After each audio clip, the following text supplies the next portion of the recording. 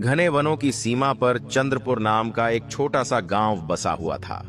उसी गांव में गोविंद दत्त नाम का एक वृद्ध लकड़हारा रहा करता था। उसका जीवन अत्यंत सादा था, किंतु उसका हृदय ईमानदारी और अथक परिश्रम से भरा हुआ था। वर्षों से वह जंगल से लकड़ी काटकर अपने परिवार का पालन पोषण करता आ रहा था। गोविंद दत्त का केवल एक ही पुत्र था, जिसका नाम आर्यव्रत था। आर्यव्रत युवा, मेहनती और अपने पिता की आज्ञा का पालन करने वाला बेटा था। पिता ने उसे बचपन से ही सत्य का मार्ग, संयम का महत्व और प्रकृति के प्रति सम्मान करना सिखाया था। समय बीतता गया और गोविंद दत्त की उम्र ढलने लगी। अब उसकी चाल में पहले जैसी फुर्ती नहीं रही थी और आंखों की चमक भी धीरे धीरे मध्यम पड़ चुकी थी। एक दिन उसे आभास हुआ कि उसका समय अब पूरा होने वाला है। उसने अपने पुत्र आर्यव्रत को अपने पास बुलाया। उसकी आवाज में गंभीरता थी और आंखों में गहरी चिंता झलक रही थी। उसने कहा, पुत्र, मैंने अपना संपूर्ण जीवन इस जंगल के सहारे बिताया है। अब मेरे जाने का समय निकट है। कल से तुम अकेले ही जंगल जाया करोगे, लेकिन मेरी एक बात हमेशा याद रखना। आर्यव्रत पूरी एकाग्रता से पिता की बात सुन रहा था। गोविंद दत्त ने आगे कहा, जंगल के पूर्वांचल भाग में एक अत्यंत प्राचीन और विशाल वट वृक्ष है। मैंने अपने जीवन में कभी उस वृक्ष को नहीं काटा। जंगल का कोई भी पेड़ काट लेना, पर उस वट वृक्ष को कभी हाथ मत लगाना। आर्यव्रत ने सिर हिलाकर पिता की बात मान ली, लेकिन उसके मन में एक प्रश्न उठ खड़ा हुआ। आखिर उस वृक्ष में ऐसा क्या विशेष है? कुछ ही दिनों के पश्चात गोविंद दत्त इस संसार से विदा हो गया। पूरे चंद्रपुर गांव में शोक की लहर दौड़ गई। आर्यव्रत ने विधि विधान से अपने पिता गोविंद दत्त का अंतिम संस्कार किया। अब पूरे परिवार की जिम्मेदारी उसी के कंधों पर आ चुकी थी। समय धीरे धीरे बीतने लगा। कई महीने निकल गए और आर्यव्रत अपने पिता की तरह ही नियमित रूप से जंगल जाकर लकड़ी काटकर जीवन यापन करने लगा। एक दिन वह लकड़ी काटते काटते जंगल के उसी पूर्वांचल भाग में जा पहुंचा, जहां वह विशाल और रहस्यमय वट वृक्ष खड़ा था। उसने पहली बार उस वृक्ष को ध्यान से देखा और मन ही मन सोचने लगा, यह तो बाकी पेड़ों जैसा ही प्रतीत होता है। फिर पिता ने इसे काटने से मना क्यों किया था? उसके मन में जिज्ञासा जाग उठी। बिना अधिक विचार किए उसने कुल्हाड़ी उठाई और पूरी शक्ति से वट वृक्ष के तने पर वार कर दिया। तभी एक विचित्र घटना घटी। वह वट वृक्ष अचानक अपनी जगह से खिसककर कुछ कदम पीछे चला गया। आर्यव्रत घबरा गया। उसने एक कदम आगे बढ़ाया तो वृक्ष और पीछे हट गया। अब वह पूरी तरह चौंक चुका था। उसने दौड़कर उस वृक्ष को पकड़ना चाहा, किंतु वह वृक्ष उससे भी अधिक तेजी से पीछे हटने लगा। यह अजीब खेल काफी देर तक चलता रहा। अंततः आर्यव्रत थक हार कर उसी स्थान पर लौट आया जहां से वह चला था। उसकी सांसें तेज चल रही थीं और मस्तिष्क सुन्न पड़ चुका था। यह कोई साधारण वृक्ष नहीं है, वह मन ही मन बुदबुदाने लगा। इसी उधेड़-बुन में शाम ढल गई। जंगल में धीरे धीरे अंधकार फैलने लगा। आर्यव्रत ने अपने घोड़े मेघकेतु को पास के एक पेड़ से बांध दिया और स्वयं एक मोटी डाल पर चढ़कर बैठ गया, ताकि जंगली जानवरों से सुरक्षित रह सके। किसी तरह वह रात बीत गई। सुबह जब वह नीचे उतरा तो उसके पैरों तले जमीन खिसक गई। जहां उसने घोड़े को बांधा था, वहां अब केवल हड्डियों का ढेर पड़ा हुआ था और कुछ ही दूरी पर वही रहस्यमय वटवृक्ष शांत खड़ा था। आर्यव्रत की रूह कांप उठी। उसने कुल्हाड़ी कंधे पर डाली और दृढ़ स्वर में कहा, घोड़ा नहीं रहा तो क्या हुआ? अब पैदल ही तुम्हारा पीछा करूंगा। और यहीं से आर्यव्रत की वास्तविक यात्रा आरंभ हुई। उस रहस्यमय वटवृक्ष का पीछा करते करते वह अनेक पर्वतों, घाटियों और विस्तृत मैदानों को पार करता चला गया। अब आर्यव्रत को इस बात की कोई सुध नहीं रह गई थी कि वह किस दिशा में जा रहा है। उसकी आंखों के सामने बस वही रहस्यमय वटवृक्ष था, जो कभी उससे आगे निकल जाता और कभी अचानक रुककर मानो उसे चिढ़ाता हुआ प्रतीत होता। चलते चलते दिन ढल गया और संध्या का आकाश लालिमा से भर उठा। अत्यधिक थकान के कारण आर्यव्रत ने एक बार फिर किसी पेड़ पर ही रात बिताने का निश्चय किया। उसका शरीर जवाब देने लगा था, किंतु मन में एक अजीब सी हठ जमी हुई थी जो उसे आगे बढ़ने से रोक नहीं पा रही थी। अगली सुबह उसने फिर यात्रा आरंभ की। यात्रा के तीसरे दिन एक ऐसी घटना घटी जिसने उसके जीवन की दिशा ही बदल दी। अचानक उसके सामने एक भयानक दृश्य उभर आया। एक विशाल और विकराल महासर्प तथा एक अत्यंत सुंदर और तेजस्वी वनमृग आपस में जीवन मरण का संघर्ष कर रहे थे। महासर्प ने उस मृग को आधा निगल लिया था, किंतु मृग के लंबे और नुकीले सींग सर्प के मुख में फंस गए थे। मृग पीड़ा से छटपटा रहा था और महासर्प क्रोध से फुफकारते हुए धरती को कंपा रहा था। यह दृश्य देखकर आर्यव्रत स्तब्ध रह गया। उसने अपने जीवन में कभी ऐसा भयावह संघर्ष नहीं देखा था। उसी क्षण वनमृग ने आर्यव्रत को देख लिया। उसने करुण और कंपित स्वर में पुकारा, हे मानव, ईश्वर के नाम पर मेरी सहायता करो। मेरे सींग काट दो, नहीं तो यह मुझे मार डालेगा। मैं जीवन भर तुम्हारा ऋणी रहूंगा। तभी महासर्प ने भी भारी और गूंजती हुई आवाज में कहा, इसकी बातों में मत आना। यदि तुम मेरी सहायता करोगे तो मैं तुम्हें अपार धन, वैभव और सुख प्रदान करूंगा। आर्यव्रत का मन एक गहरी दुविधा में फंस गया। एक ओर करुणा की पुकार थी और दूसरी ओर लोभ का प्रलोभन। बिना अधिक सोच विचार किए उसने अपनी कुल्हाड़ी उठाई और एक के बाद एक उस वनमृग के दोनों सींग काट दिए। जैसे ही सींग कटे, मृग पीड़ा से कराहता हुआ धरती पर गिर पड़ा और अगले ही क्षण उस विशाल महासर्प भुजंगेश्वर ने उसे पूरी तरह निगल लिया। कुछ पल तक चारों ओर गहरा सन्नाटा छाया रहा। फिर भुजंगेश्वर ने आर्यव्रत की ओर देखा और शांत गंभीर स्वर में बोला, तुमने मेरी बहुत बड़ी सहायता की है। मैं वचन देता हूं कि तुम्हें खाली हाथ नहीं जाने दूंगा। आर्यव्रत के मन में हल्का भय अवश्य था, किंतु अब पीछे हटने का कोई मार्ग नहीं बचा था। महासर्प भुजंगेश्वर उसके साथ साथ चलने लगा। चलते चलते दोनों के बीच बातें होने लगीं और यात्रा आगे बढ़ती रही। कुछ दूरी तय करने के बाद वे एक विशाल और रहस्यमयी नीलसर झील के किनारे पहुंच गए। भुजंगेश्वर ने कहा, मैं यहां स्नान करूंगा, तुम यहीं मेरा इंतजार करना। यदि कुछ विचित्र घटे तो भयभीत मत होना। इतना कहकर वह झील के गहरे जल में उतर गया। जैसे ही उसका शरीर पानी में डूबा, आकाश का स्वरूप अचानक बदल गया। तेज आंधी चलने लगी, काले बादल गरज उठे और बिजली इतनी प्रचंड चमकने लगी कि मानो धरती कांप उठी हो। मूसलाधार वर्षा होने लगी। आर्यव्रत भयभीत होकर वहीं खड़ा रहा। यह प्रलय सा दृश्य तब तक बना रहा जब तक भुजंगेश्वर जल में स्नान करता रहा, और जैसे ही वह झील से बाहर निकला, सब कुछ शांत हो गया। न वर्षा, न आंधी, न ही बादल। भुजंगेश्वर मुस्कुराया और बोला, अब मेरी थकान उतर गई है, चलो मेरे निवास की ओर चलते हैं। कुछ ही देर बाद वे एक अत्यंत सुंदर और अलौकिक नाग भवन के सामने पहुंचे।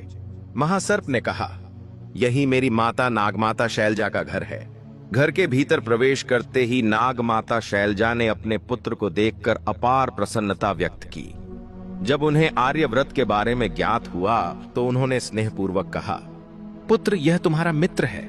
इसका यहाँ आदर पूर्वक स्वागत होना चाहिए। इसका स्वागत होना चाहिए। इसे उत्तम भोजन कराया जाए। इतना कहते ही भुजंगेश्वर ने धीरे से आर्यव्रत के कान में फुसफुसाया, भोजन मत करना। मेरी माता से कहना कि आंगन में स्थित आम्र वृक्ष पर टंगा हुआ वह छोटा सा दर्पण तुम्हें दे दें। नागमाता शैलजा ने आर्यव्रत से स्नेहपूर्वक भरपेट भोजन करने का आग्रह किया, किंतु आर्यव्रत ने विनम्रता से हाथ जोड़कर मना कर दिया। फिर उसने कहा, मां, यदि आपकी अनुमति हो तो आंगन के आम्र वृक्ष पर लटका हुआ वह छोटा सा दर्पण मुझे प्रदान कर दीजिए। नागमाता शैलजा मुस्कुरा उठी और बोली, यह तो एक विचित्र मांग है पुत्र, पर यदि तुम्हारी यही इच्छा है तो इसे ले जाओ। जैसे ही आर्यव्रत ने वह दर्पण अपने हाथ में लिया और उसमें झांका, अचानक उसमें से एक दिव्य स्त्री प्रकट हुई। उसका रूप अलौकिक था, मुखमंडल तेजस्वी, नेत्र करुणा से भरे और स्वर मधुर। उसने सिर झुकाकर कहा, मैं प्रतिबिंबा हूं, बताइए मेरे स्वामी आपकी क्या आज्ञा है। आर्यव्रत के पैरों तले जमीन खिसक गई।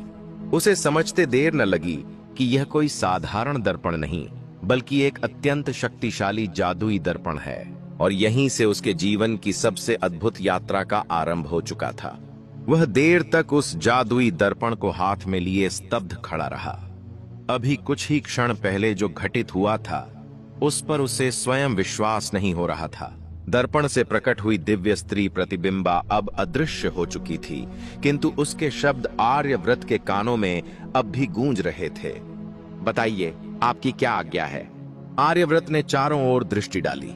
अब जंगल की वह गहन नीरवता उसे भयावह नहीं लग रही थी। उसके हृदय में भय के स्थान पर एक नई उत्सुकता और आश्चर्य जन्म ले चुका था। आर्यव्रत ने एक बार फिर उस जादुई दर्पण में झांका।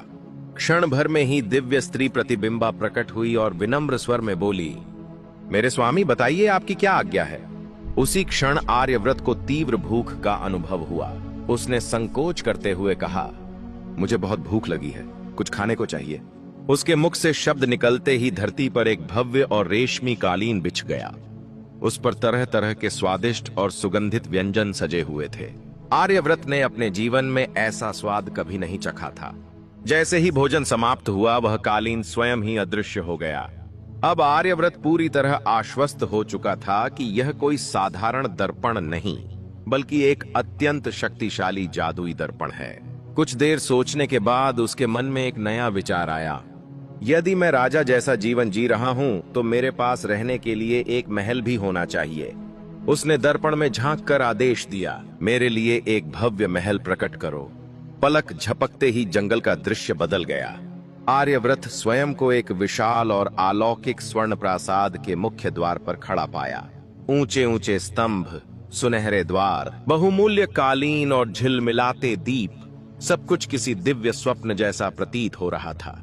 वह राजा की भांति महल में घूमने लगा। प्रत्येक कक्ष वैभव से भरा हुआ था। सेवक, रसोई, वस्त्र, आभूषण, सब कुछ बिना बुलाए ही उपस्थित हो जाता था। तभी उसके मन में एक और इच्छा जागी। इस महल में यदि किसी वस्तु की कमी है तो वह एक संगिनी की है, और यदि वह किसी राजा की पुत्री हो तो मेरा जीवन पूर्ण हो जाएगा। आर्यव्रत ने पुनः दर्पण में झांक कर कहा, किसी राजा की पुत्री को यहां ले आओ। क्षण भर में ही उसके सामने एक सौम्य और दिव्य रूप वाली युवती प्रकट हुई।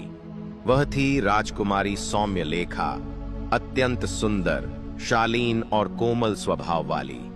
आर्यव्रत और सौम्यलेखा की दृष्टियां मिलीं, और उसी क्षण दोनों के हृदयों में एक अनकहा बंधन जुड़ गया।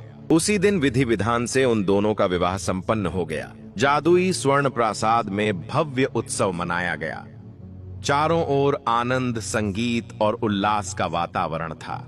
ऐसा प्रतीत हो रहा था मानो स्वयं देवताओं ने उस महल को आशीर्वाद दे दिया हो। लेकिन उधर राजकुमारी सौम्यलेखा के पिता महाराज चंद्रसेन के राजमहल में कोहराम मचा हुआ था। राजकुमारी के अचानक लापता हो जाने से पूरा राज्य व्याकुल और चिंतित था। सैनिकों ने राज्य का कोना कोना छान मारा, परंतु राजकुमारी का कोई सुराग नहीं मिला।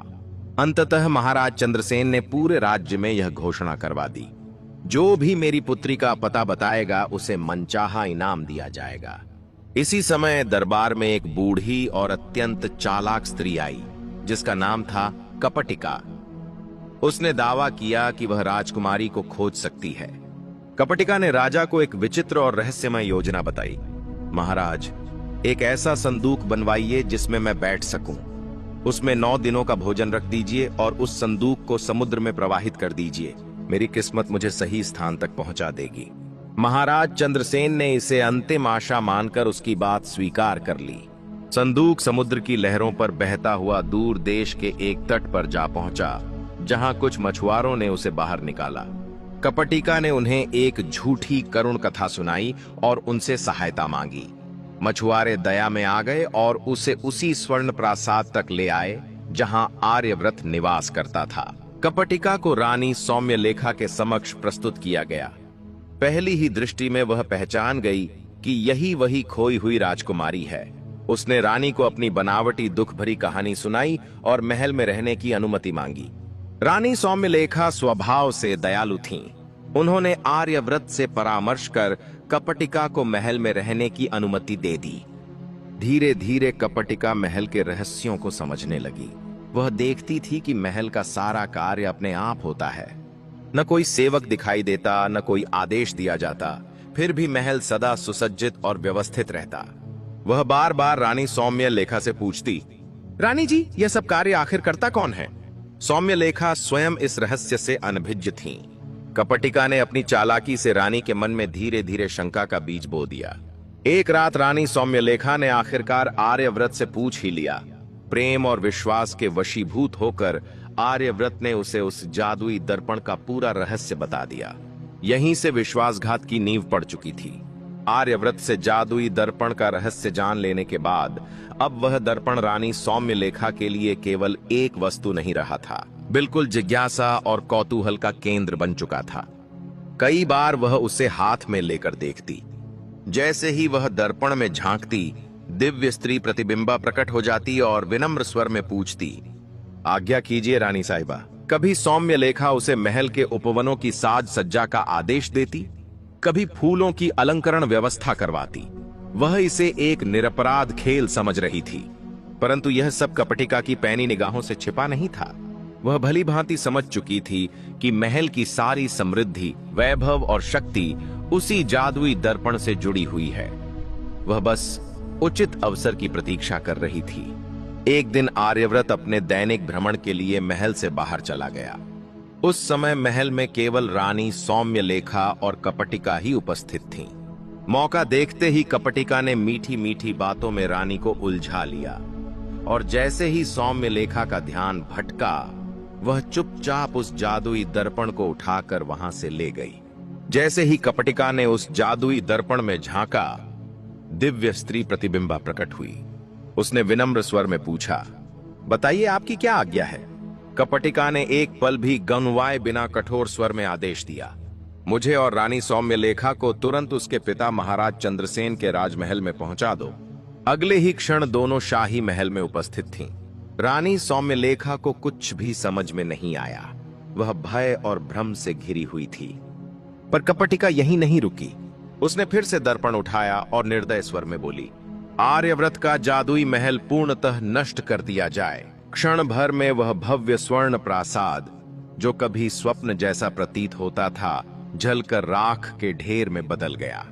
उधर जब आर्यव्रत वापस लौटा तो उसकी आंखों के सामने केवल राख थी, न महल, न रानी, न वैभव।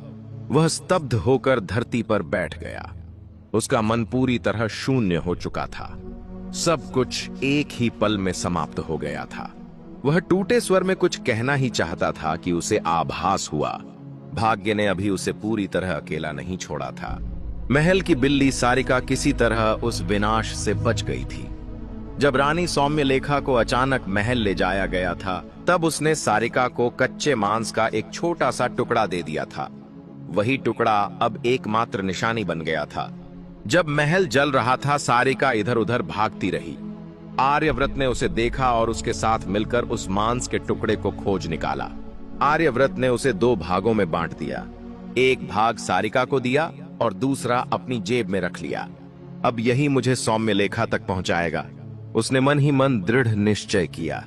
इसके बाद आर्यव्रत ने अपनी यात्रा आरंभ की। वह पर्वतों, नदियों, मैदानों और घने वनों को पार करता चला गया। उसका संकल्प अडिग था। कई दिनों की कठिन यात्रा के बाद वह उस राज्य में जा पहुंचा जहां महाराज चंद्रसेन का शासन था।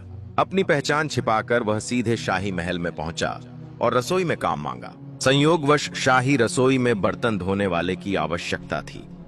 आर्यव्रत को वहीं काम मिल गया।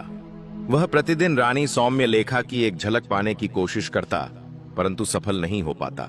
उधर सौम्यलेखा भी पति से बिछड़ने के कारण दिन रात उदास और मौन रहती थीं। एक दिन शाही रसोई का वृद्ध मुख्य रसोइया अचानक बीमार पड़ गया। वृद्ध मुख्य रसोइये ने आर्यव्रत से कहा, आज मेरी तबीयत ठीक नहीं है, तुम ही आज का भोजन तैयार कर दो। आर्यव्रत ने पूरे मन और श्रद्धा से भोजन बनाया। फिर उसने साहस जुटाकर रानी की थाली में वही मांस का छोटा सा टुकड़ा रख दिया, जिसे वह अपने साथ सहेज कर लाया था। जब रानी सौम्यलेखा की दृष्टि थाली पर पड़ी तो उसका हृदय जोर से धड़क उठा। वह उस टुकड़े को तुरंत पहचान गई। उसकी आंखों से आंसू छलक पड़े। उसने तुरंत संदेश भिजवाया, आज यह भोजन किसने बनाया है? जब उसे पता चला कि भोजन एक साधारण सेवक आर्यव्रत ने बनाया है, तो उसने उसे चाय के बहाने अपने कक्ष में बुलवा लिया। कई महीनों की जुदाई के बाद दोनों फिर आमने सामने थे। शब्द जैसे कम पड़ गए थे।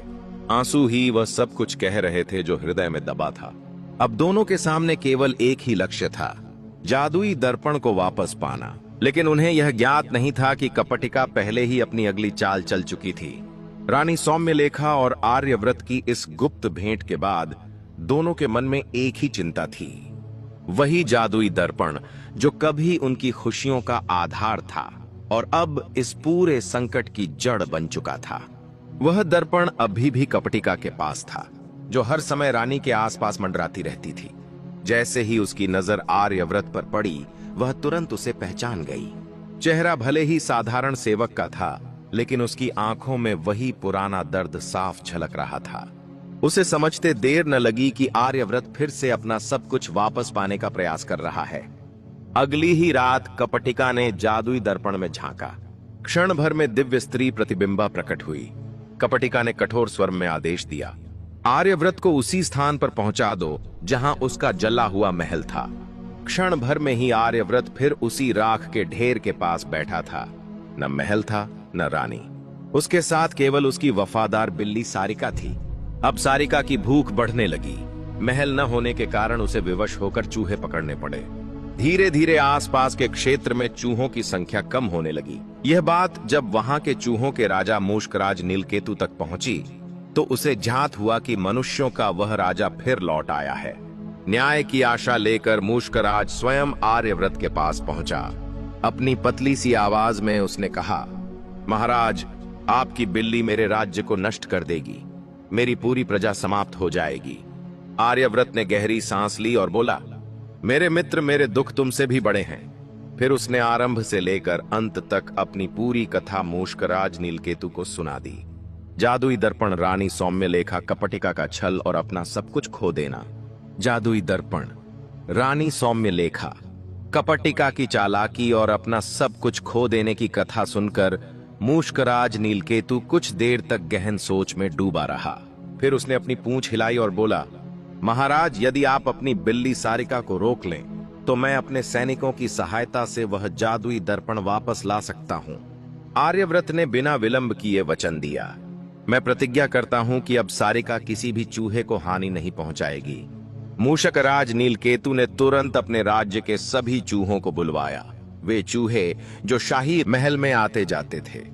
तभी एक लंगड़ा सा चूहा आगे आया, जिसका नाम किट्टू था। उसने कहा, महाराज, मैं कई बार कपटिका के कक्ष में गया हूं।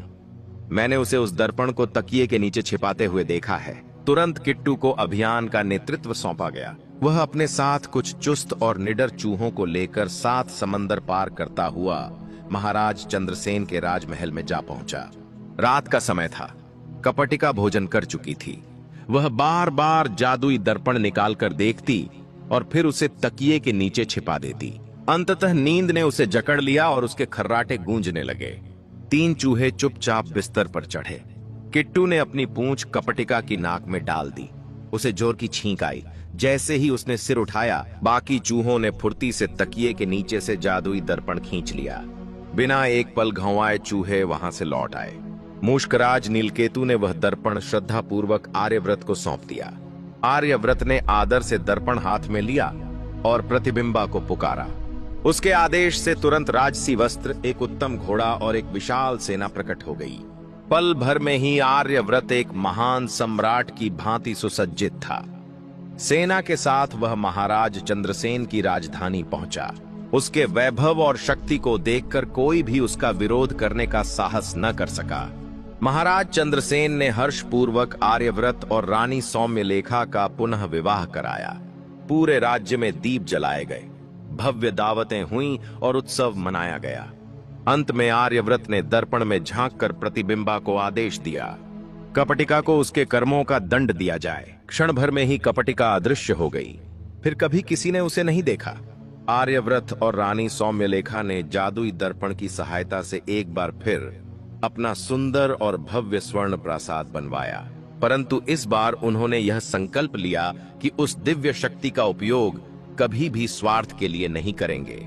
उन्होंने राज्य के गरीब और असहाय लोगों की सहायता की, जगह जगह विद्यालयों और चिकित्सालयों की स्थापना करवाई ताकि ज्ञान और स्वास्थ्य सभी तक पहुंच सके। उनका शासन करुणा, न्याय और सेवा का प्रतीक बन गया। आर्यव्रत ने मूषकराज नीलकेतु को विशेष सम्मान प्रदान किया और अपने वचन का पालन करते हुए यह सुनिश्चित किया कि बिल्ली सारिका अब किसी भी चूहे को हानि नहीं पहुंचाएगी। इस प्रकार मनुष्य और जीव जंतुओं के बीच भी संतुलन और सौहार्द बना रहा और इस तरह राजा आर्यव्रत, रानी सौम्यलेखा और उनकी वफादार बिल्ली सारिका अपने स्वर्ण प्रासाद में सुख, शांति, न्याय और करुणा के साथ जीवन व्यतीत करने लगे। दोस्तों, मुझे उम्मीद है कि इस कहानी से आपको कुछ सीखने को मिला होगा। अगर वीडियो अच्छी लगी हो तो वीडियो को लाइक और कमेंट में जय माता दी अवश्य लिखें। हम आपसे मिलते हैं किसी और नई वीडियो में। तब तक के लिए अपना ख्याल रखना। जय माता दी।